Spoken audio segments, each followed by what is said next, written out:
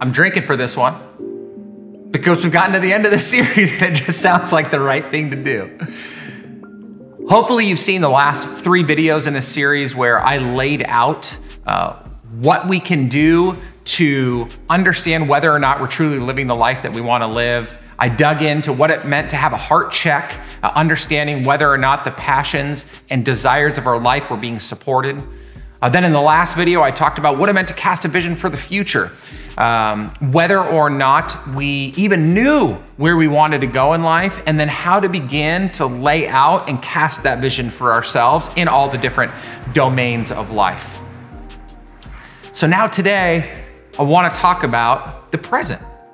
So we've done this heart check. We've thought about what the future is going to look like. Now what's most important is for us to set up the rhythms that are not only going to support our passions and desires, but are going to get us to where we want to go. And one of the greatest mistakes that people make in life is they end up creating habits and disciplines that other people told them were good. You know, we're in a day and age where everyone's talking about habits and disciplines, and particularly one of the ones I think about often is you gotta have a great morning routine. But what if that's not you? What if it doesn't support you? What if you're not a huge exercise buff? I mean, everybody needs to be doing something physically active, but maybe that doesn't need to be an hour, 2, 3, 4 hours of your day every single day. What you need to do is you need to set up the habits and disciplines that are gonna support your passions and your desires, and ultimately are gonna help you fulfill that vision for the future. When I think about being a business professional, if I wanna build my business to be 4 times the size that it is right now, well, that's not just gonna magically happen. I need to make sure that on a day in and day out basis, I'm developing new business. I'm picking up the phone, I'm prospecting new business. So those are the things that I need to do. If I wanna make it to 70 or 80 years old and I don't wanna be in a wheelchair at that point, barring an accident of some kind, I do have to have healthy habits. I need to make sure that I'm sleeping a certain amount every single night. For me, it's a minimum of 8 hours. I gotta make sure I'm eating well. I gotta make sure that I'm working out on a consistent basis.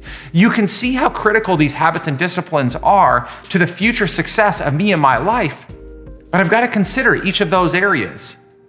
So you wanna do the same thing. You wanna consider all of the areas you're currently invested into now, as well as where you're going in the future. And then you wanna begin creating those habits. Start small, continue to expand on them as you go. Don't make the mistake of starting big because you'll end up failing. Start small, build the habit, continue to grow it, and eventually you will become the person that you want to do.